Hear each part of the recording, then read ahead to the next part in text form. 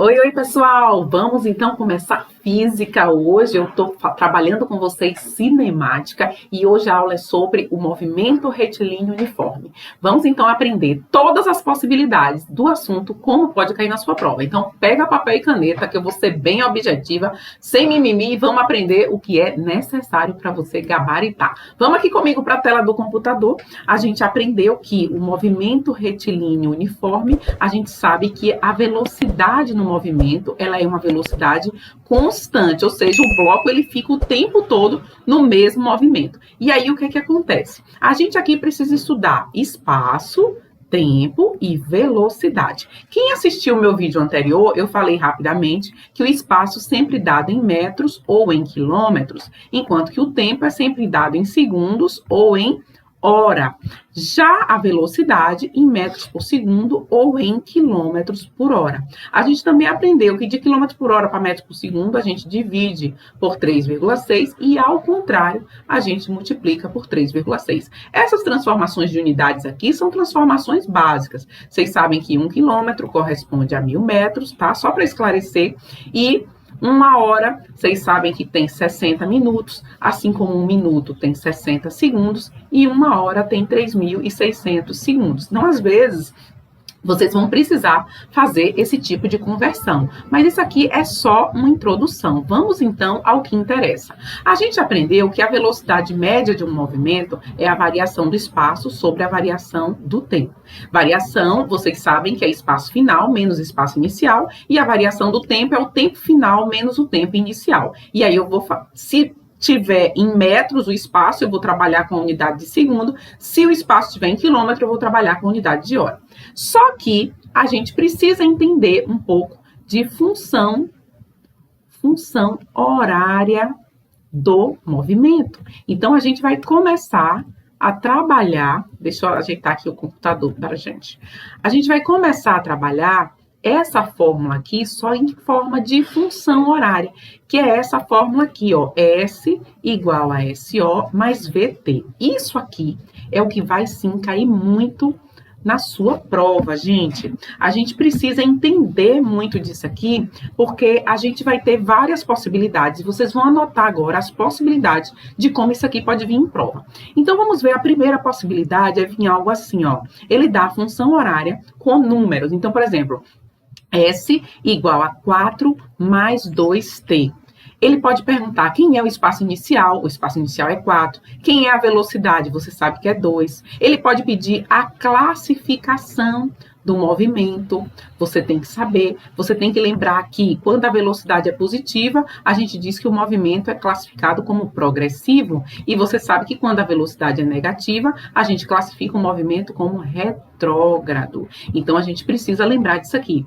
Além disso, imagine que ele peça assim, ache o espaço ou a distância percorrida após ele ter andado, vamos supor assim, 5 segundos. Então, ele quer o espaço percorrido depois de 5 segundos. Então, eu vou pegar a mesma função e no lugar da letra T, eu vou botar o número que ele me deu. Então, aqui seria 4 mais 10, ele teria percorrido 14 metros. Então, ele vai dar a função, ou ele vai dar um problema para você montar a função, ele lhe dá em forma de texto, quem é o espaço inicial, quem é a velocidade, para a partir daí você resolver. Lembre que toda vez que ele disser que está na origem dos espaços, ou ele perguntar qual é o tempo em que ele chega à origem dos espaços, você vai botar esse S maiúsculo como 0.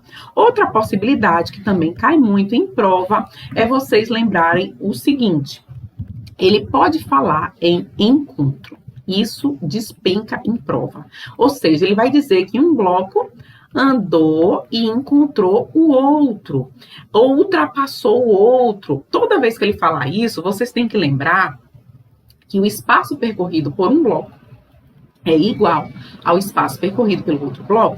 Então, o espaço inicial mais velocidade vezes tempo, que é a própria equação horária que a gente viu aqui em cima, de um é igual a SO mais o VT do outro. Então, qual é o espaço inicial de A? Vamos supor que A saiu do início e esse já percorreu 10 metros. Então, o espaço inicial de A é 0. Vamos supor que a velocidade dele seja 5 km por hora e o desse esteja a 2 km por hora. Então, como ele está com a velocidade maior, ele tende a ultrapassar esse. E ele vai perguntar assim, quanto tempo, em que instante esse A vai encontrar o bloco B, por exemplo. Então, aqui ficaria 5 vezes T, porque a velocidade dele é 5 e o tempo eu vou achar. E aqui o espaço inicial é 10, mais a velocidade dele é 2 vezes T. Então, aí o que é que eu vou fazer agora? Eu vou montar isso em forma de equação. Tudo que tem T eu vou passar para um lado, número para o outro. Então, ficaria 5T menos 2T igual a 10. 5 menos 2 dá 3. 3T igual a 10.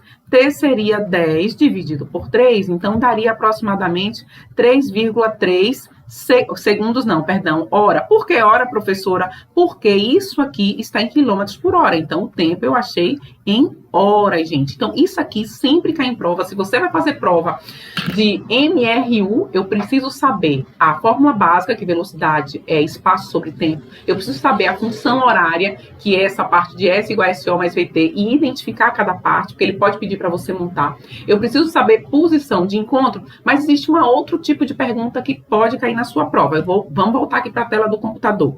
Deixa eu abaixar aqui e vamos fazer o seguinte.